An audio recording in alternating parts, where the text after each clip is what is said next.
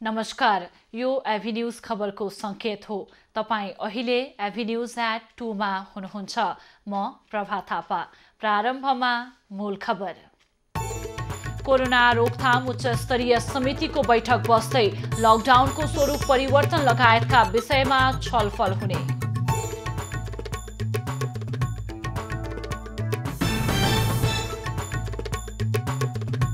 16 जना कोरोना संक्रमित भेटिएपछि नेपालगञ्जमा उच्च सतर्कता।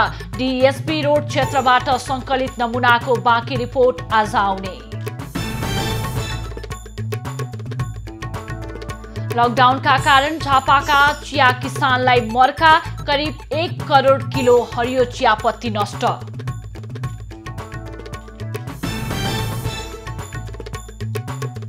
दिवेश पोखरेल अमेरिकन आइडलको उत्कृष्ट 10 मा पर्न सफल। आइडलको माथिल्लो तहमा पुग्ने दिवेश पहिलो नेपाली।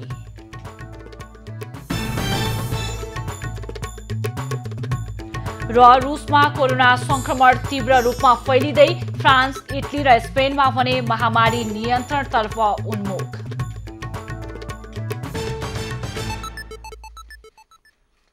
अब खबरको सिलसिला प्रारम्भ गरौं कोरोना संक्रमण सम्बन्धी प्रसंगबाट। कोरोना भाइरस संक्रमण रोकथाम तथा नियन्त्रण उच्च स्तरीय समन्वय समितिको बैठक आज बस्दैछ। उपप्रधान तथा रक्षा मन्त्री ईश्वर पोखरेल संयोजकत्वको समितिको बैठक सिंहदरबारमा बस्न लागेको हो। बैठकमा लकडाउनको समय थप लगायतका विषयमा छलफल गर्ने कार्यसूची छ। सरकारले 42 दिनदेखि जारी रहेको लकडाउन थप गर्ने तयारी गरेको छ। सरकारले यसअघि घोषणा गरेको लकडाउन 25 वैशाखमा सकिँदैछ।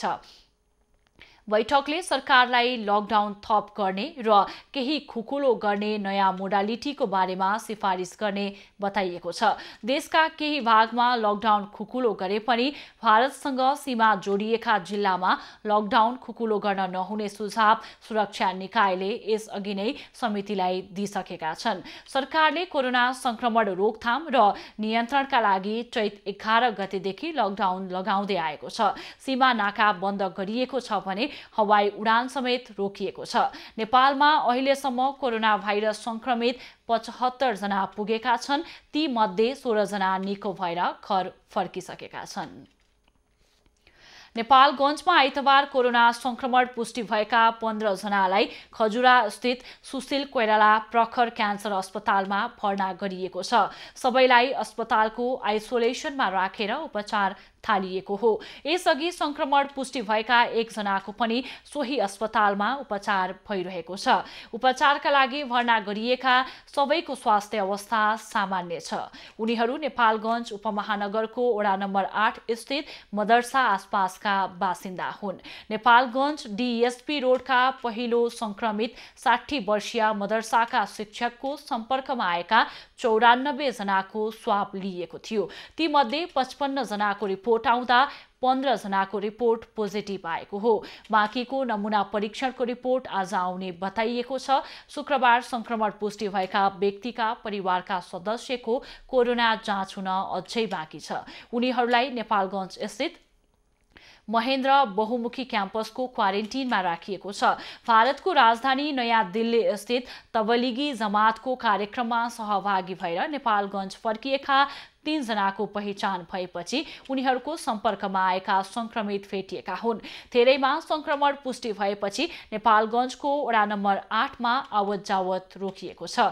नेपालगञ्जमा समुदाय तहमा संक्रमण भइसकेकाले तीव्र सतर्कता र कडाई जरुरी रहेको चिकित्सकले बताएका छन्।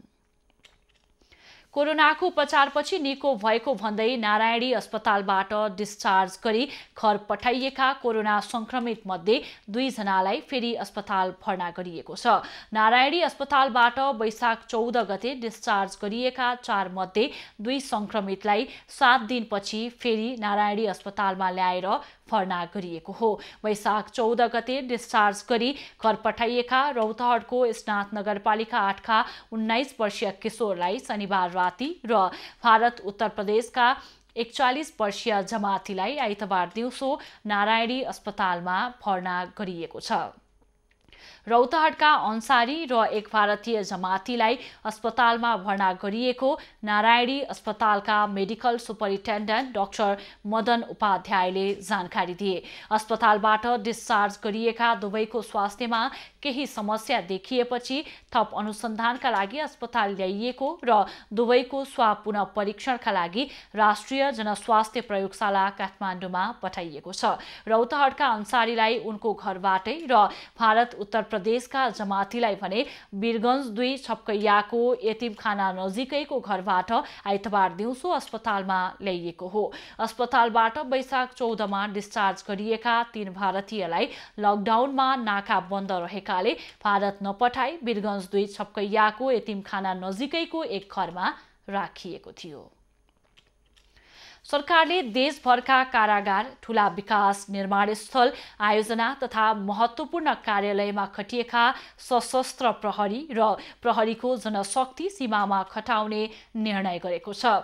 गृह मन्त्रालयले सशस्त्र र प्रहरीको सुरक्षा जिम्मेवारी रहेका स्थानमा अब सेना खटाउने निर्णय गरेको हो। सीमामा खटिएका सुरक्षाकर्मीको संख्या कम भएकाले सीमा अनुगमन प्रभावकारी नभएको र उनीहरूको सुरक्षा खतरा बढेपछि यस्तो निर्णय गरिएको हो।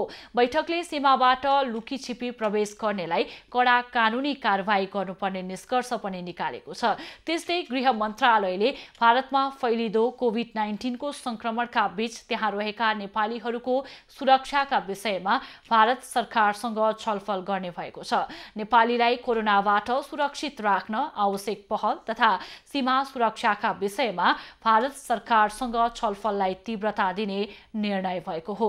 लकडाउन घोषणापछि सशस्त्र प्रहरीले भारतीय सीमातर्फ 1213 वटा अस्थायी चेक पोइन्ट खडा गरेर करिब 22,000 जनशक्ति परिचालन गरेको छ भने नेपाल प्रहरीका 450 वटा सीमा चौकी र अन्य अस्थायी संरचना गरी 7,000 भन्दा बढी जनशक्ति खटिएका छन्। महोत्तरी जिल्लामा लकडाउनको अवस्थामा सीमा पार गर्दा गर्दै आज बिहान 11 भारतीय मुस्लिम पक्राउ परेका छन्। मनरा सिस्वा नगरपालिका 9 बदनहा गाउँ हुँदै नेपालबाट भारत जान खोजेका 11 मुस्लिमलाई नेपाल प्रहरी र सशस्त्र प्रहरीले नियन्त्रणमा लिएको हो। पक्राउ पर्ने भारतको पश्चिम बंगाल राज्यको कोलकाता घर भएकाहरू रहेको बताइएको छ। उनीहरू एकडारा गाउँपालिका 5 कलुवा बगेया गाउँमा लामो समयदेखि जस्ता पाताका भाँडाकुँडा र ड्रम बनाउने काम गर्दै आएका थिए। लकडाउनको अवधि लामो हुँदै गएपछि खानपिनमा समस्या भएको भन्दै उनीहरू लुकेर भारत जान खोजेका थिए। पक्राउ परेकालाई प्रहरी चौकी कटिकटैयामा राखिएको छ भने उनीहरूलाई क्वारेन्टिनमा राख्ने तयारी गरिएको छ। नेपाल होटल सङ्घ हानले कोरोना महामारीका कारण व्यवसाय धराशायी भएको भन्दै ठूला होटल 6 महिना पूर्ण रूपमा बन्द गर्ने निर्णय गरेको छ। लकडाउनको अवधिमा पनि कर्मचारीलाई पूर्ण रूपमा तलब दिनुपर्ने निर्णय सरकारले गरेपछि व्यवसायीले तारे होटल 6 महिनाका लागि बन्द गर्ने निर्णय गरेको हो। बैठकले कर्मचारीलाई 6 महिनासम्म तलबको रूपमा आधारभूत तलबको 12.5% का दरले हुन आउने रकम मात्रै दिने र त्यस्तो तलब लिन नमान्ने कर्मचारीलाई रोजगारीबाट हटाउने निर्णय समेत गरेको छ। सरकारले वैशाख महिनाको तलबको 50% सम्बन्धित उद्योगले उपलब्ध गराउने र बाँकी 50% तलब ज्याला भुक्तानी गर्न रकम आवश्यक परेमा बैंक वित्तीय संस्थाबाट कर्जा दिने बताएको थियो। तर होटल व्यवसायीले व्यवसाय नै बन्द गर्ने निर्णय गरेका हुन्। भारतबाट पर्साका इटाभट्टामा काम गर्न आएका करिब 100 मजदुरको बिचल्ली भएको छ। ठेकेदार बेपत्ता भएपछि वीरगञ्ज 31 स्थित डन इटा उद्योगमा कार्यरत 14 परिवार फोकफोकै परेका हुन्। इटा भट्टा सञ्चालक अहिले यहाँका हनिफ भनेर व्यक्ति हुनुहुन्छ र यी जति पनि मजदुरहरू छन् यिनीहरू चाहिँ भारतबाट यहाँ आउँदाखेरि एउटा ठेकेदारको मार्फत आउनुहुन्छ र त्यो ठेकेदार अहिले आफ्नो ठाउँ आफ्नो गाउँ यानी भारतमा गइसकेको अवस्था छ। तर उहाँहरू चाहिँ यहाँ अल्पत्र पर्नु भएको छ र अहिले उहाँहरूको ठेकेदारले चाहिँ उहाँहरूलाई केही सहयोग गरिरहेको अवस्था छ। तर त्यो सहयोग गरेको बापत उहाँहरूले जुन ज्यालादारी कमाउनु भएको छ तीबाट चाहिँ उहाँहरूले रकम रकम काट्ने उहाँहरूले जानकारी दिनुभएको छ। त्यस्तै स्थानीय तहको कुरा गर्दाखेरि अहिलेसम्म यो ठाउँमा कुनै पनि जनप्रतिनिधिहरू नआएको अवस्था छ। खाने मिलते इधर का मिलते थोड़ा बहुत मिलते है। हम घर जाना चाहते हैं, हमारा छोटा बच्चा घर पे है। उहाँहरू आफ्नो गुनासो आफ्नो दुःख चाहिँ यही ठाउँमा आफू एक अर्कालाई भनेर वा एक अर्कासँग सहयोग मागेर बिताउनु पर्ने अवस्था छ। हिजो मात्र यहाँका एकजना सञ्चारकर्मी को ग्रुपले आएर चाहिँ उहाँहरूले आफ्नो बच्चालाई नुन र चिनी र पानी घोलेर खुवाउँदै गरेको अवस्थामा चाहिँ उहाँहरूले दूध ल्याएर सहयोग गरिएको अवस्था थियो। लाइट की व्यवस्था नहीं है यहाँ पर, लकड़ी भी नहीं है। खाने को दे रहा है तो क्या दे रहे हो? हम लोग अपने घर चाह रहे हैं जाने के लिए, बस मुझे घर पठा दो, चाहे मरे या जिए कोई हो। अहिले भन्नु हो भने उहाँहरूको अवस्था यहाँनिर एकदम दयनीय छ। झापामा करिब 1 करोड किलो हरियो चियापत्ती खेर गएको छ। चियाको फर्स्ट फल्स टिप्ने बेलामा कोरोना भाइरसको संक्रमण फैलिन नदिन सरकारले गरेको लकडाउनका कारण जिल्लाको बगानमा उत्पादित करोडौं किलो चिया खेर गएको हो। चियापत्ती उत्पादनको पहिलो सिजनमा नै कोरोना भाइरसको संक्रमण फैलिन नदिन सरकारले गरेको लकडाउनको कारण गुणस्तरीय उत्पादन फर्स्ट फ्लस बगानमै टिप्न नपाई खेर गएको हो। विश्व स्वास्थ्य संगठनले महामारी फैलिन नदिन जारी गरेको निर्देशन तथा नेपाल सरकारले लकडाउन लम्बाउँदै जाँदा झापामा 1 करोड केजी हरियो चियापत्ती तथा 25 लाख केजी तयारी चिया खेर गएको हो। सुरक्षाकै कारण समयमा बगान तथा कारखाना सञ्चालन गर्न नसकिएकाले क्षति बेहोर्नु परेको नेपाल चिया उत्पादक संघले जनाएको छ। यो लकडाउनको पिरियडमा चियाको फर्स्ट फ्लस जुन प्रथम मुना आउने राम्रो उच्च क्वालिटीको चिया भन्छ, यो चियाको ठुलो नोक्सान भएको हो। यो चिया अत्याधिक प्राइसमा पनि बिक्ने र राम्रो क्वालिटीको चिया हुन्छ। यो झन्डै हाम्रो उत्पादनको वार्षिक वर्षभरिको उत्पादनको 15% जति हुन्छ।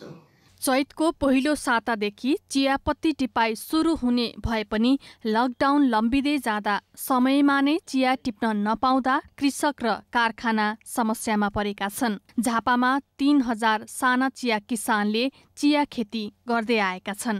भर्खरै काटेर हामीले फाल्यौँ, हँसियाले काटेर बाँसको भाकाले काटेर फाल्नुपर्ने अवस्था पर्यो। उत्पादित पत्तीहरू टिप्न पाइएन र सबै पत्ती काटेर फाल्दाखेरि सुधो कुरो मुस्किलले बगान चलाइरहेका मान्छेहरू हामीहरू बढी नै मात्रामा पर्यो लकडाउनको कारणले। चियाको पहिलो टिपाई फर्स्ट फ्लस गुणस्तरको हिसाबले अब्बल मानिन्छ।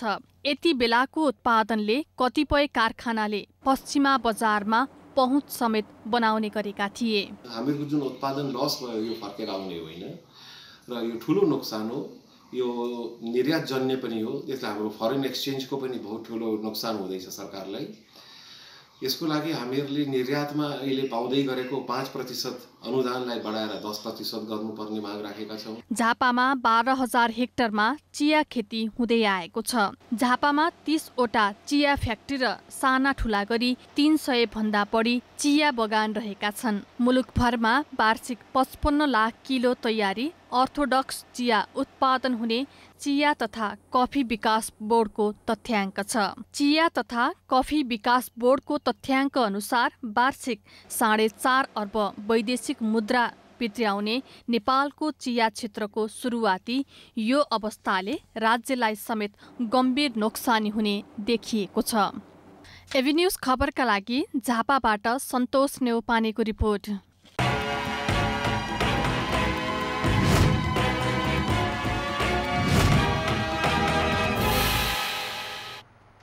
विदेश जाने मोह त्यागेर आफ्नै ठाउँमा स्वरोजगार बन्नका लागि व्यावसायिक रूपमा कृषि पेसामा लागेका भोजपुरका युवाहरू निराश बन्न थालेका छन्। लकडाउनका कारण व्यवसाय धराशायी बन्दा पनि स्थानीय सरकारले समस्या समाधानका लागि पहल नगरेपछि उनीहरू निराश बनेका हुन्।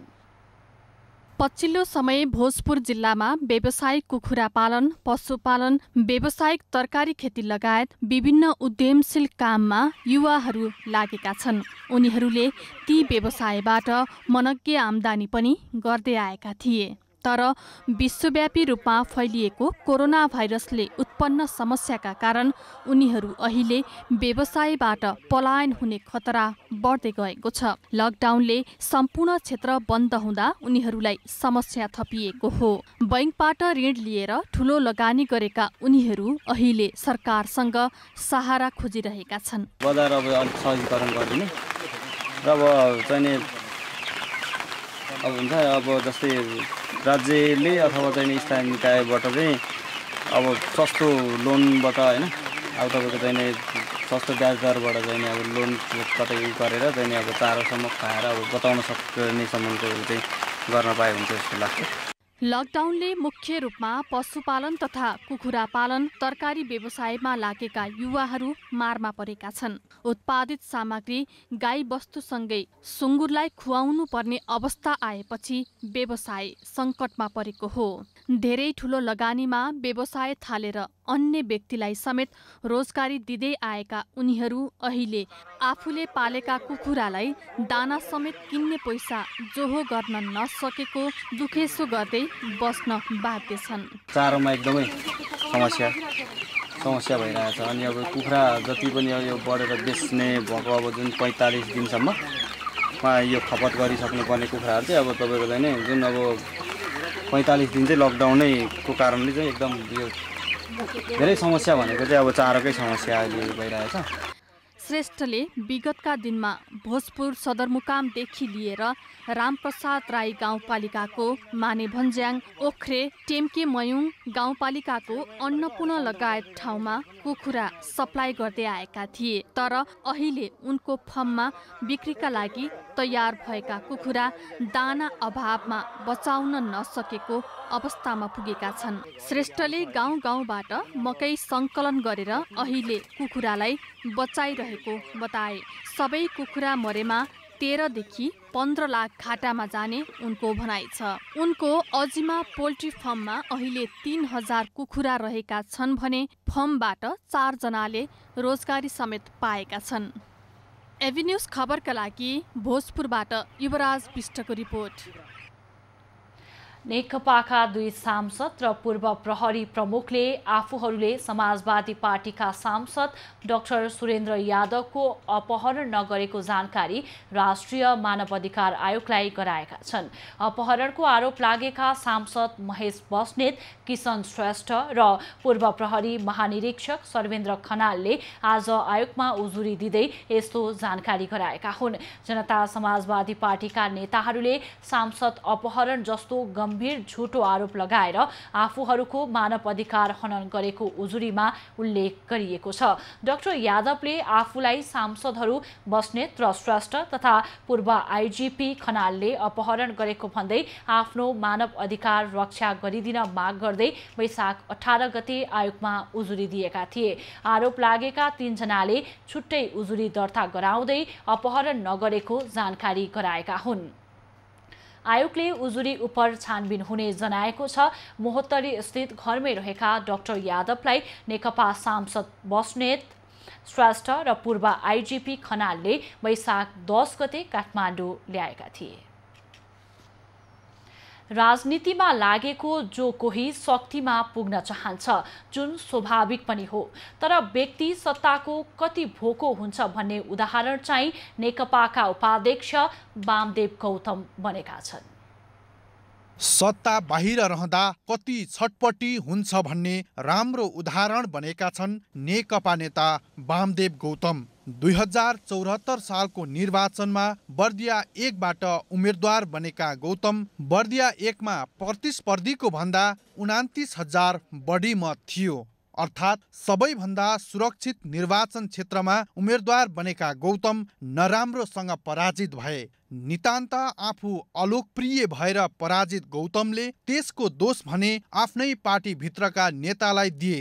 प्रधानमन्त्री बन्ने सपना देखेका गौतम निर्वाचन हारेपछि तिल मिलाएर पार्टीभित्रको सन्तुलनमा खेल्न थाले। त्यसलाई मत्थर पार्न प्रधानमन्त्री केपी ओलीले सुरुमा प्रतिनिधि सभामा ल्याउने आश्वासन पनि दिए। त्यसपछि फुरुङ्ग परेका गौतम निर्वाचन लड्न कहिले डोल्पा, कहिले पर्सा, कहिले काठमाडौँ त कहिले कास्की पुगे, त्यो पनि उधारैमा। अहिले डोल्पा पुगेका छन् गौतम। निर्वाचित जनप्रतिनिधिलाई हटाएर आफू उठ्ने वामदेवको चर्चाले जनप्रतिनिधिहरूलाई नै विवादमा पारिदियो। सांसद बन्ने बनाउने चर्चा केही दिन बन्द भए पनि गौतमले पार्टीभित्र चलखेल बन्द भने गरेका थिएनन्। त्यसबीचमा गौतमलाई राष्ट्रिय सभा सदस्य बनाउने प्रस्ताव सचिवालय बैठकमा पुग्यो। तर गौतमले राष्ट्रिय सभा सदस्य पनि प्रधानमन्त्री बन्न पाउने गरी संविधान संशोधनको असान्दर्भिक माग अघि सारेर त्यो चर्चा पनि त्यसै चलायो। त्यसबीचमा उनलाई शान्त बनाउन पार्टी विधानमै नभएको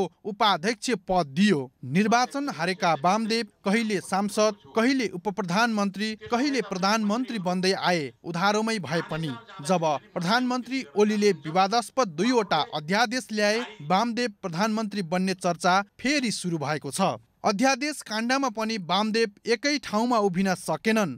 लामो राजनीतिक इतिहास बोकेको र स्थापित नेताको यो लैबरी शैलीलाई कसैले रुचाएका छैनन्। निकै सुरक्षित मानिएको निर्वाचन क्षेत्रबाट पनि चुनाव हारेका गौतमका लागि फेरि चुनाव जित्नु त्यति सजिलो छैन। पार्टीमा उनी शक्तिशाली भए पनि जनतामा उनको छवि राम्रो छैन। यसले वामदेव गौतम फेरि पनि उधारैमा सांसद र प्रधानमन्त्री त बन्ने छैनन् भन्ने जिज्ञासा सबैतिर छ। खबरको सिलसिला अझै जारी छ, हामीसँगै रहनुहोला। अब बाँकी खबर। नेपालका दिवेश पोखरेल अमेरिकन आइडलको 18औं सिजनको उत्कृष्ट 10मा पर्न सफल भएका छन्। अमेरिकन आइडलको उत्कृष्ट 10मा पुग्ने दिवेश पहिलो नेपाली गायक हुन्। आर्थर गनको नामबाट अमेरिकन आइडलमा ख्याति कमाइरहेका दिवेश यसअघि उत्कृष्ट 20मा थिए। जोन डेनभरको चर्चित गीत कन्ट्री रोड गाउँदै उनले उत्कृष्ट 10मा आफ्नो स्थान सुरक्षित गरेका हुन्।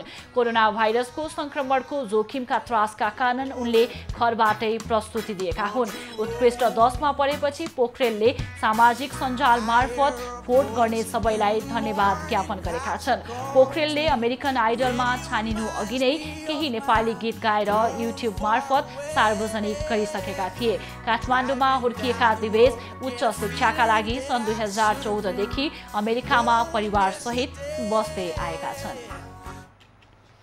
मौसम बदली हुँदा आज बिहानैदेखि काठमाडौँ उपत्यका सहित देशका धेरै ठाउँमा पानी परेको छ। पश्चिमी वायुको सामान्य प्रभाव, स्थानीय वायु तथा पूर्वी भूभाग नजिक बनेको न्यूनचापीय क्षेत्रको प्रभावका कारण वर्षा भएको जल तथा मौसम विज्ञान विभाग मौसम पूर्वानुमान महाशाखाले बताएको छ। अहिले देशभरि नै मौसम बदली भएको छ। महाशाखाका अनुसार देशभर सामान्यदेखि पूर्ण बदली रही देशका धेरै जसो स्थानमा मेघगर्जन र चट्याङ सहित वर्षा भइरहेको छ। यस वर्ष वैशाख लागेदेखि नै मौसममा बदली आइरहेको र प्री मनसुन सुरु भएकाले वर्षा भइरहेको महाशाखाले जनाएको छ। महाशाखाले अबको 3 दिनसम्म सामान्यदेखि पूर्ण बदली हुने र मेघगर्जन सहित वर्षा हुने बताएको छ। सोमबार दिनभर काठमाडौँ उपत्यका सहित देशका अधिकांश भूभागमा सामान्यदेखि पूर्ण बदली हुनेछ भने केही स्थानमा मेघगर्जन सहित चट्याङ पर्ने र असिना र हावाहुरी सहित वर्षा हुनेछ। यस्तै मंगलबार पनि पश्चिमी भूभागका धेरै स्थानहरू र मध्य तथा पूर्वका केही स्थानहरूमा वर्षा हुने सम्भावना रहेको महाशाखाले जनाएको छ। यस्तै 24 गते बुधबार पनि देशभर आंशिकदेखि सामान्य बदली रहने र पहाडी क्षेत्र, पूर्वी र मध्य तराईका केही स्थानमा मेघगर्जन सहित वर्षा हुने सम्भावना रहेको अनुमान पनि महाशाखाले गरेको छ। म्याग्दीमा डेङ्गु संक्रमणको उच्च जोखिम देखिएको छ। बेनी नगरपालिकामा 3 दिनको बीचमा 3 जना डेङ्गु संक्रमित भेटिएका हुन्। बेनी अस्पतालमा वैशाख 18 देखि 21 गतेसम्म 2 महिला र 1 पुरुषमा संक्रमण भेटिएको हो। ती मध्ये 1 महिला उपचारपछि घर फर्केकी छन् भने 2 जनाको अस्पतालमा उपचार भइरहेको छ। यसभन्दा अगाडि 2 जना डेङ्गु संक्रमित भेटिएको थियो। वैशाख महिनामा 4 जना डेङ्गु संक्रमित भेटिएका छन्। गत माघ 2 गते अन्नपूर्ण गाउँपालिकाकी 1 महिला र वैशाख 9 गते मंगला गाउँपालिकाका एक पुरुषमा डेङ्गु देखिएको थियो। गत आर्थिक वर्ष 2075-76 मा म्याग्दीमा 13 जना संक्रमित भेटिएको बेनी अस्पतालले जनाएको छ। सदरमुकाम बेनी बजार सहित बाक्लो बस्ती रहेको ठाउँमा उच्च जोखिम रहेकाले लामखुट्टे टोकाइबाट बच्ने उपाय अपनाउन बेनी अस्पतालले आग्रह गरेको छ। सिन्धुलीका बासिन्दाले तराई लगायत भारतीय सीमा क्षेत्रका तरकारी एवं मासुजन्य वस्तुहरूको आयात रोक्न माग गरेका छन्। बढी जोखिम देखिएका क्षेत्रबाट आउने तरकारीले संक्रमणको जोखिम बढेको भन्दै सिन्धुली माडीका बासिन्दाले यसलाई नियन्त्रण गर्न प्रशासनको ध्यानाकर्षण गराएका हुन्।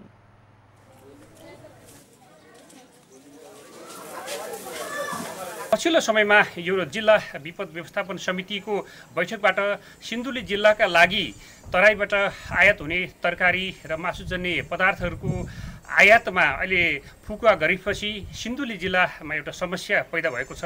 तर यो कोरोना भाइरसको सङ्क्रमणबाट सिन्धुली जिल्लालाई मुक्त गर्नको निम्ति तराईबाट आयात हुने तरकारी मासुजन्य पदार्थलाई रोक लगाउनको निम्ति स्थानीय नागरिक समाज र स्थानीय उपभोक्ताहरूले आवाज उठाइरहेको अवस्था छ। सम्बन्धित निकायले तराईबाट ल्याउने तराईका गाउँपालिका भए, तराईको संयन्त्र भयो, नेपाल सरकार सङ्घीय सरकार छ, त्यहाँ त्यसपछि गएर यो प्रदेश सरकार छ, यिनीहरूसँग समन्वय गरेर तपाईँहरूसँग चाहिँ स्थानीय उत्पादन कहाँ पाइन्छ के हो यो पहिचान गर्नु पर्यो पहिले। अहिले त अन्धाधन्दा छोडेको छ। तराईबाट तरकारी ल्याउने कहाँबाट ल्याउने, रक्सलबाट छेउबाट ल्याए पनि हुने।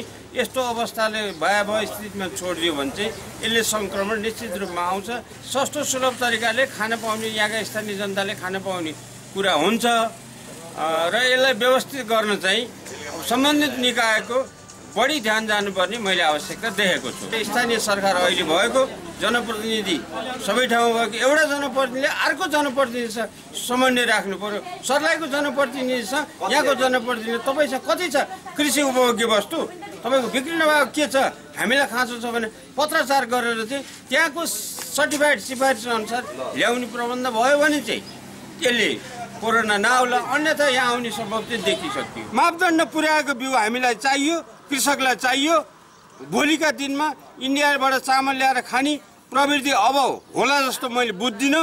हाम्रै उर्वरा भूमि छ, यसलाई मल बिउको व्यवस्था गरिदियो भनेदेखि हामीले बाहिरको खाद्यान्नमा भर पर्नुपर्ने अवस्था छैन। हाम्रा उर्वरा भूमि छन्, हाम्रा किसान दाजुभाइका छोराछोरी बाहिरबाट आएर फर्किसके, गाउँमा खनजोत गर्न थालिसके।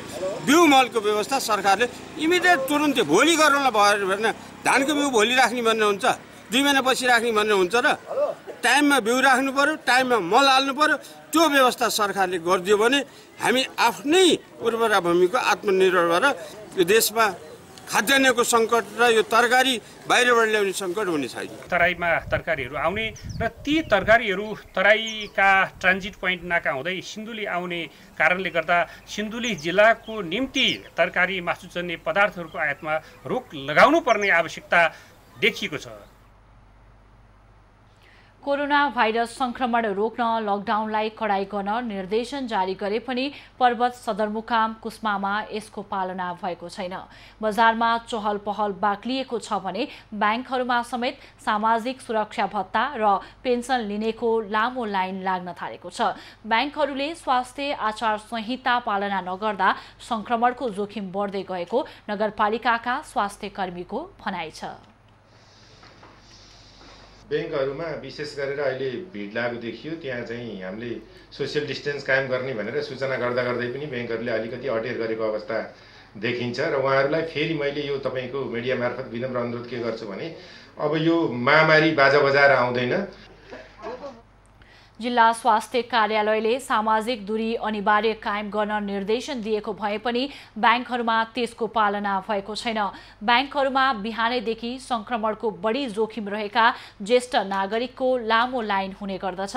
भारतीय तथा नेपाली पूर्व कर्मचारी पेन्सन लिनको लागि सदरमुकाम नै आउनुपर्ने बाध्यता भएकाले पनि भिड बढेको छ। ब्याङ्कहरूले भने सकेसम्म स्वास्थ्य सचेतना अपनाइएको दावी गरेका छन्। कुस्मामा एनआईसी एसिया, गण्डकी, ग्लोबल, प्रभु, एभरेस्ट, कैलाश, प्राइम र गरिमा लगायतका ब्याङ्कले सेवा दिँदै आएका छन्। एटीएम सुविधा भए पनि सफाईको व्यवस्था नहुँदा जोखिम देखिएको सेवाग्राही बताउँछन्। विश्वव्यापी रूपमा फैलिएको कोरोना भाइरस कोभिड-19 का 2 संक्रमित भेटिएको बागलुङको सदरमुकाममा लकडाउन प्रभावकारी हुन छाडेको छ। गण्डकी प्रदेशको व्यापारिक केन्द्र बागलुङका जनताको जनजीवन सहज बन्दै जान थालेपछि कोरोनाको जोखिम फेरि बढेर गएको छ। प्रहरीले भने लकडाउनका अवधिमा 1500 भन्दा बढी सर्वसाधारण 4 दर्जन भन्दा बढी सवारी साधनलाई कारबाही गरिसकेको जनाएको छ। पहिलेदेखि पटक पटक हामीले लकडाउन गर्ने मान्छेहरूलाई हामी सम्झाइराखेका छौँ र विभिन्न तिनीहरूलाई समातेर हामीले फौजी कारबाही भन्छ त्यसलाई, फौजभित्र गरिने एक्सर्साइजहरू गरिरहेका छौँ र धौलागिरी उपप्रादेशिक अस्पतालबाट 2 जना कोरोना संक्रमित बिरामी ठीक भएर घर गइसकेपछि कोरोनालाई लिएर हेलचक्राइ बढेको हो। कोरोनाबाट जोगिन घरभित्रै सुरक्षित बस्न आग्रह गर्दै जिल्ला प्रहरी कार्यालयले सचेतना कार्यक्रम पनि चलाइरहेको छ, तर त्यसलाई स्थानीयले पालना गरेका छैनन्। नेपालमा हातको सहायता बिना साबुन र सेनिटाइजर लगाउने तथा धारा खोल्ने र बन्द गर्ने प्रविधि तयार भएको छ। धेरैजनाले एउटै धारा, एउटै साबुन र एउटै सेनिटाइजरको बट्टा छुनुपर्ने भएको कारणले कोरोना संक्रमणको जोखिम बढ्ने हुनाले त्यसलाई घटाउने प्रविधि ललितपुरको एक उद्योगले ल्याएको हो। ललितपुरको ग्वालको स्थित शीतल थोपा सिँचाइ प्रविधि उद्योगले खुट्टाको सहायताले साबुन र सेनिटाइजर निस्कने तथा धारा खोल्न र बन्द गर्न मिल्ने प्रविधि तयार पारेको हो। यस्तो प्रविधि नेपालमै पहिलो भएको दावी उद्योगले गरेको छ।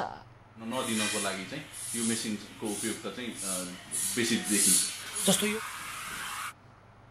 यो प्रविधिमा बायाँ खुट्टातिरको पाइडलमा थिच्दा लिक्विड ह्यान्ड वास निस्किन्छ भने दायाँ खुट्टातिरको पाइडल थिच्दा धाराबाट पानी आउँछ।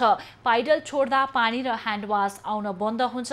मानिसहरूको भिडभाड हुने स्थान, बैंक, विद्यालय, अस्पताल, सरकारी कार्यालय तथा सार्वजनिक स्थानमा यो प्रविधि उपयोगी हुने ठानिएको छ। यो प्रविधि वीर अस्पताल, सिभिल अस्पताल, छाउनीको आर्मी अस्पताल, ट्रमा सेन्टर, ललितपुर महानगरपालिका, कीर्तिपुर अस्पताल, प्रहरी कार्यालय र केही सार्वजनिक स्थानमा प्रयोग भइरहेको छ।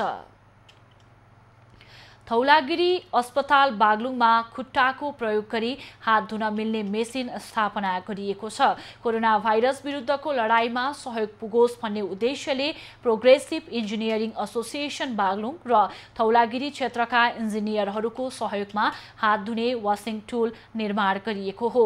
हात धुने वासिङ टुलको बागलुङका प्रतिनिधि सभा सदस्य सूर्य पाठक र धौलागिरी अञ्चल अस्पताल विकास व्यवस्थापन समितिका अध्यक्ष केबी राणा मगरले संयुक्त रूपमा उद्घाटन गरे। हात धुने उपकरणको प्रयोगले कोरोना रोकथाममा महत्त्वपूर्ण भूमिका खेल्ने अपेक्षा अस्पतालको छ। एसोसिएसनले यसअघि खुट्टाले थिच्दा साबुन र पानी धारो निर्माण गरी जिल्ला प्रहरी कार्यालयलाई हस्तान्तरण गरेको थियो। 2 कोरोना संक्रमितको सफल उपचार गरेपछि धौलागिरी अस्पताललाई विभिन्न सङ्घ संस्था र व्यक्तिहरूले स्वास्थ्य सामग्री सहयोग गर्ने क्रम बढेको छ।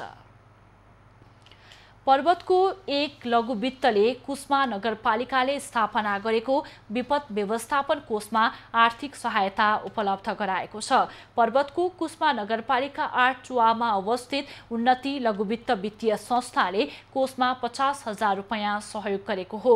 सहयोग रकम लघुवित्त शाखाका प्रमुख सञ्जय पौडेलले नगर प्रमुख रामचन्द्र जोशीलाई हस्तान्तरण गरेका हुन्। कुस्मा नगरपालिकाले स्थापना गरेको विपद व्यवस्थापन कोषमा 73 लाख रुपैयाँ जम्मा भएको छ। सो मध्ये 67 लाख रुपैयाँ राहत वितरण लगायतमा खर्च गरिएको छ, जसमा कुस्मा नगरपालिकाले 50 लाखको कोष स्थापना गरेर विपद व्यवस्थापन कोष स्थापना गरेको थियो। लकडाउनको समयमा बनेपामा सञ्चालित पसलहरूबाट प्रहरीले 1500 लिटर घरेलु मदिरा बरामद गरेको छ। लकडाउन उल्लङ्घन गरी सञ्चालन गरिएका मदिरा पसलहरूबाट इलाका प्रहरी कार्यालय बनेपाले मदिरा बरामद गरेको हो। बजारका भित्री क्षेत्रहरूमा लुकेर पसल सञ्चालन गर्ने क्रम बढेपछि प्रहरीले चेक जाँच बढाएको छ। स्थानबाट हामीले लगभग अन्दाजी घरेलु मदिरा 1500 लिटर यहाँ कलेक्सन गरेर हामीले यसको लागि यो वडा नम्बर 9 को वडा अध्यक्ष शेरबहादुर सुवालको उपस्थितिमा नष्ट गर्ने काम भइरहेको छ। बरामद भएको मदिरा प्रहरीले बनेपा नगरपालिका वडा नम्बर 9 का वडा अध्यक्ष शेरबहादुर सुवालको रोहबरमा नष्ट गरेको छ। लकडाउनका बीचमा पनि बनेपाको चैतन्य चोक, विद्युत प्राधिकरण चोक, बनेपा नगरपालिका पछाडिका गल्ली र बनेपा पुरानो बजार क्षेत्रका भट्टी पसलहरूले लुकीछिपी व्यापार गर्दै आएको स्थानीयको गुनासो छ। त्यस्तै काभ्रे प्रहरीले पाँचखाल र धुलिखेल नगरपालिकाको सीमा खावा क्षेत्रमा सञ्चालित भट्टीहरूमा पनि छापा मारेर घरेलु मदिरा नष्ट गरेको छ। अवैध मदिराले घरेलु हिंसाका घटना समेत बढाएको भन्दै नगरवासीले लकडाउनमा कडाई र यस्ता पसल बन्द गराउन माग गर्दै आएका छन्। बुधबार एकै दिन 2 जनामा कोरोना भाइरसको संक्रमण पुष्टि भएसँगै बारामा कोरोनाको त्रास बढेको छ। जिल्लामा कोरोना संक्रमण परीक्षणको उचित व्यवस्था नभएपछि स्थानीय निकायले नै प्रवेश नाकामा कडाई गर्न थालेका छन्। बाराका 16वटा तहमा 470 बेडका क्वारेन्टाइन र 48 वटा आइसोलेसन केन्द्र बने पनि क्वारेन्टिनमा बसेकाहरूको परीक्षण गर्ने उपकरण भने छैनन्। किट अभावमा कोरोना परीक्षण समेत हुन सकेको छैन।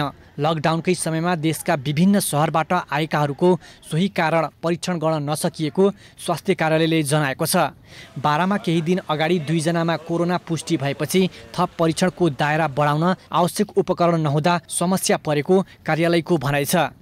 हामीसँग त टेस्ट गर्नको लागि आइडेन्टिटी पनि छैन र यो स्वाब कलेक्सन गर्नको लागि हामीसँग त्यो सुविधा पनि अहिले आज छैन र सबै त्योबाट माग त आइराखेको छ। हामीले हुन्छ आएपछि दिन्छौँ त भन्छौँ। बारामा अहिले 196 जना क्वारेन्टिनमा छन् भने उनीहरूलाई 14 दिनसम्म क्वारेन्टिनमा रहेर नियमित चेक जाँच गरिनुपर्ने भए तापनि उपकरण कमीले हुन सकेको छैन।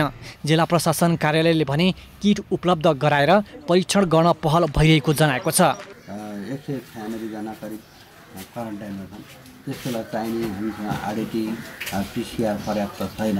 त्यसको लागि मैले मन्त्रालय, प्रदेश मन्त्रालय, संघीय सरकारको मन्त्रालयसँग पनि अनुरोध गरेको छु र उहाँहरूले अत्यन्त सकारात्मक रूपले भोलि समयमा उपलब्ध गर्ने भन्नुभएको छ। स्थानीय तहले भने आफ्नो नाकामा सतर्कता बढाएका छन्। निजगढ नगरपालिका, जितपुर, सिमरा उपमहानगरपालिका, कलैया उपमहानगरपालिका लगायत अन्य नगरपालिकाले पनि आफ्नो क्षेत्र प्रवेश गर्ने सवारी साधनलाई डिसइन्फेक्सन गर्न थालेका छन्। लकडाउन पालना गरी घरमै बस्न पनि उनीहरूले आग्रह गरेका छन्। निजगढ नगरपालिकाभित्र प्रवेश गर्ने छ भने उहाँहरूलाई चाहिँ यहाँ चेक जाँच, स्वास्थ्य चेक जाँच साथै सवारी साधनमा चाहिँ यो डिसइन्फेक्सन चाहिँ हामीले स्प्रे गरेर चाहिँ गाडीलाई चाहिँ नगरपालिका प्रवेशमा गरेका छौँ। पूर्व पश्चिम राजमार्गको निजगढमा निजगढ नगरपालिका, प्राथमिक स्वास्थ्य केन्द्र निजगढ र युथ अफ निजगढको सहकार्यमा राजमार्गमा नै स्वास्थ्य चेक जाँच थालिएको छ। र हामीले योबाट बच्नको लागि चाहिँ सामाजिक दूरी अलिकति कायम गर्नु पर्यो र आफ्नो घरमा आफै सुरक्षित भएर बस्नु पर्यो। करिब 8,30,000 जनसङ्ख्या भएको बारामा कोरोना संक्रमणको पुष्टिसँगै अहिले जिल्लाका विभिन्न बस्ती, राजमार्ग समेत सुनसान छन् भने स्थानीयहरू त्रासमा छन्। यति बेला कोरोना संक्रमणको जोखिम कम गर्नका लागि स्वास्थ्य कर्मी र सुरक्षाकर्मी अघिल्लो मोर्चामा रहेर देशैभर खटिरहेका छन्। मोरङको विराटनगरमा भने नेपाली सेना अन्तर्गतको राष्ट्रिय सेवा दलमा आबद्ध विद्यार्थीहरू समेत महामारी विरुद्ध अभियानमा सडकमा जुटिरहेका छन्।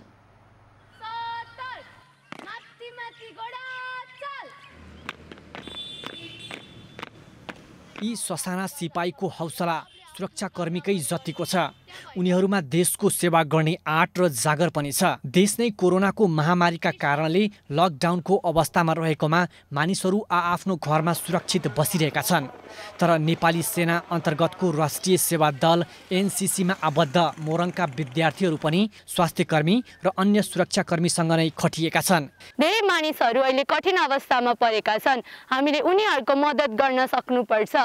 अहिले हामी पुलिसहरूलाई मद्दत गर्नको लागि धेरै ठाउँमा गएर सबै मानिसहरूलाई सम्झाउन कोसिस गरिरहेको छौँ। नेपालका 3 जना प्रधानमन्त्रीले पढेको नेपालकै पुरानो विद्यालयको रूपमा रहेको आदर्श माध्यमिक विद्यालय विराटनगरका यी ससाना सिपाहीहरू कोही कक्षा 9 मा पढ्छन् भने कोही कक्षा 10 मा। नेपाली सेनाबाट 100 दिनको तालिम लिएका उनीहरू अहिले मोरङमा जनचेतना जगाउने कार्यमा जुटिरहेका छन्। हामीले 100 दिनको तालिम लिएको देखाउन सक्छौँ। हामीले आफ्नो तर्फबाट धेरै आफ्नो बेस्ट दिएको छौँ र सबैजनालाई सम्झाइ बुझाइ गर्दै उनीहरूलाई घरमै बस्नको लागि सल्लाह दिन्छौँ। एनसीसीमा आबद्ध विद्यार्थीहरू विराटनगरमा वडा प्रहरी कार्यालयसँगको समन्वयमा कोरोना त्रास कम गराउन र मानिसहरूलाई सचेत बनाउन खटिने गरेका छन्। साना सिपाहीको हौसला र देशभक्ति प्रेरणादायी भएको अभिभावकहरू पनि बताउँछन्। यो समयमा उसले देशको सेवा गर्ने आफूले लिएको तालिमलाई चाहिँ आफ्नो व्यवहारमा उतार्नको लागि अहिले उनीहरूले चोरीमा फिल्डमा गएर बाटोमा गएर सबलाई एवारनेस गर्ने काम गरिरहेका छन्। यसबाट म खुसी छु।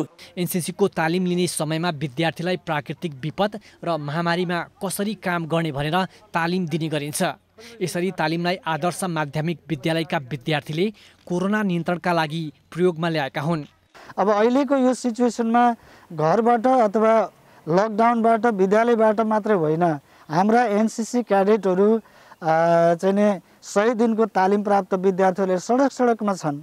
सामुदायिक विद्यालयको रूपमा देशभरि नै ख्याति प्राप्त गरेको आदर्श विद्यालय पढाइमा मात्र अब्बल छैन, पढाइ बाहेकका अतिरिक्त क्रियाकलापमा पनि अग्रणी रहेको छ। यहाँका विद्यार्थीहरूले कोरोना संक्रमणका कारण समस्यामा परेका परिवारलाई सहयोग गर्न 2,15,000 बराबरको राहत सामग्री समेत विराटनगर महानगरपालिकालाई हस्तान्तरण गरिसकेका छन्। लकडाउनको समयमा अवैध वन फडानीका घटना बढेपछि महोत्तरीमा प्रहरी प्रशासनले सतर्कता देखाउन थालेको छ। लकडाउनको समयमा वनमा अवैध काठ कटान गरी तस्करी मौलाएपछि डिभिजन वन कार्यालय महोत्तरीले गस्ती बढाएको हो। लकडाउनका समयमा महोत्तरीको पाटु, बाँके, महरा साझेदारी वन, पानी खोल्सी, रातमाटा सामुदायिक वन लगायत राष्ट्रिय र साझेदारी वनमा साल खैरका रुख कटानी गरी तस्करी बढेपछि गस्ती थालिएको हो। लकडाउनका समयमा मौकाको फाइदा उठाउँदै जङ्गल क्षेत्रमा वन तस्करहरू आफ्ना बन्दोबस्तीका सामानसहित वन पसेका हुन्। उनीहरूले हरिया रुख फडानी गरेर त्यही गोलिया बनाई निकासी गर्ने गरेका छन्। लकडाउनमा अवैध फडानी हुन सक्ने भन्दै डिभिजन वन कार्यालयले वन क्षेत्रमा गस्ती जारी राखे पनि अवैध फडानी भने रोकिएको छैन। वन कार्यालयले भने निगरानी बढाएपछि वन जोगिएको दाबी गरेको छ। काठ तस्करी सम्बन्धमा सामुदायिक वनलाई स्पष्टीकरण सोधिएको वन कार्यालयको भनाइ छ। वन फडानी भएका स्थानका उपभोक्ता समितिले समूहको बैठक बसेर जवाफ दिने बताएका छन्। तस्करी बढेको गुनासो आएपछि वन कार्यालयमा सुरक्षाकर्मी र वनकर्मीको परिचालन बढाइएको वन कार्यालयको दाबी छ। हरूको सहयोग सशस्त्र वन रक्षक सशस्त्र वन सुरक्षा बेस क्याम्प र सागरनाथको पनि हामी स्टाफ लिएर होइन त्यो ठाउँबाट उठाएर होइन आज ल्याएर यहाँ राखिरहेको छ। महोत्तरी जिल्लामा काटिएको सखुवा र खैर, बर्दिवास, गौशाला, रामनगर, बिजलपुरा, औरही र धनुषाको लालगढ, बडहरी र जमुनी बासका मिलहरूमा तस्करीको काठ बेच्ने गरिएको छ। हाम्रो यहाँ प्रहरी चौकी पनि छ, साथमा वन कार्यालय पनि छ, तर अत्याधिक मात्रामा धेरै मात्रामा यहाँ वन फडानी भइरहेको छ। तर यहाँको कर्मचारीहरूले अहिलेसम्म के को निगरानी गरिरहेको छ। डिभिजन वन कार्यालय महोत्तरीले लकडाउन सुरु भएदेखि अहिलेसम्म 183 क्युफिट काठ बरामद गरिसकेको छ। तस्करीमा प्रयोग गरिएका 3वटा मोटरसाइकल, एउटा टेम्पो, 2 दर्जन बढी साइकलहरू पनि नियन्त्रणमा लिएको छ। महोत्तरीमा तस्करसँग स्थानीय र सामुदायिक वनकै पदाधिकारीको साठगाँठ बढेपछि लकडाउनमा वन जोगाउन कठिन भएको छ। कमलेश मण्डल, महोत्तरी। लकडाउनमा पनि भोजपुरका ग्रामीण भेगका किसानलाई खेतीपाती गर्न भ्याइ नभ्याइ छ। खेतीपातीको सिजन भएकाले उनीहरू कोरोना संक्रमणबाट जोगिन सावधानी अपनाउँदै अन्न बाली लगाउनमा व्यस्त भएका हुन्। कोरोना संक्रमणको जोखिम हुन नदिन सरकारले लगाएको लकडाउनले देश ठप्प छ। शहरी क्षेत्रका मानिसहरू घरमै बसेर लकडाउनको पालना गरेका छन्। तर भोजपुरका ग्रामीण भेगका किसानलाई भने लकडाउनभन्दा खेतीपातीको बढी चटारो छ। असारको वर्षे धान लगाउन व्यस्त रहने भोजपुरका किसानहरू यति बेला चैते धान रोप्न व्यस्त देखिन्छन्। कृषिबाट जीविका चलाउने किसानहरू लकडाउनको प्रभाव नगरी खेतीबारीमा व्यस्त छन्। मानो खाएर मुरी फलाउने किसानहरू लकडाउनको प्रभाव नै नगरी खेतीबारीको काममा व्यस्त हुने गरेको किसानको भनाइ छ। हामी आफ्नै परेजमा बसेका छौँ र हामीलाई त्यो लकडाउनले त्यति आवश्यकता छैन हाम्रो काम गर्नको लागि, किनभने बाहिरको मान्छेहरूसँग हाम्रो कुनै भेटघाट छैन। किसान गर्ने मान्छे आफ्नै तरिकामा खेती गरिरहेका छौँ। बेला बेलामा बर्सात पनि भइरहेको छ, त्यसले हामीलाई अब असर गरेको छैन। वर्षभरि परिवारलाई खान पुग्ने अन्न बालीको जोहो गर्नका लागि पनि लकडाउनको कुनै असर परेको छैन। यता कृषि ज्ञान केन्द्र भोजपुरले पनि लकडाउनको बेला किसानलाई रासायनिक मल उपलब्ध गराउनका लागि सम्बन्धित वितरकसँग इमेल मार्फत सिफारिस दिने व्यवस्था मिलाएको जनाएको छ। रासायनिक मलको भन्दाखेरि अब 966 मेट्रिक टन युरिया या पालिकाहरूभित्र मात्रै छन्, जबकि यहाँ 6,500 मेट्रिक टन आवश्यकता रहेछन्। अब त्यो रासायनिक मलको बारेमा उहाँहरूलाई नआउँदासम्म पनि हामी जुन सप्लायर छन् त्यसलाई इमेल मार्फत सिफारिस दिएर पठाउने। गत आर्थिक वर्षमा भोजपुरमा 32,457 मेट्रिक टन धान र 2.18 मेट्रिक टन मकै उत्पादन भएको थियो। युवराज विष्ट, भोजपुर। खबरको सिलसिला अझै जारी छ, हामी सँगै रहनुहोला।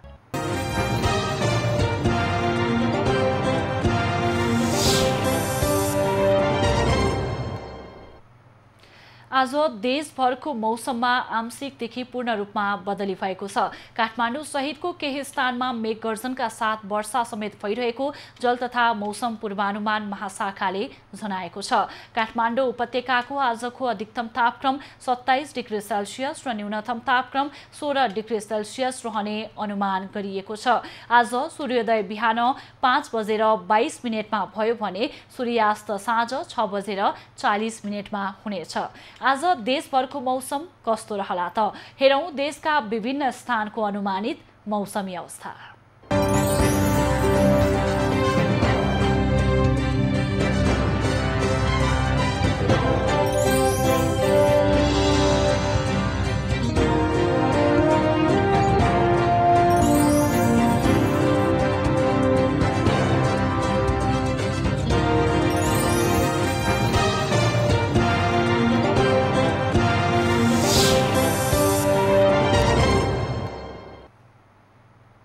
अहिलेलाई खबरको क्रम यति नै। एभिन्यूज खबरका यी सहित अन्य विस्तृत खबरका लागि www.avenews.tv लगअन गर्न सक्नुहुनेछ।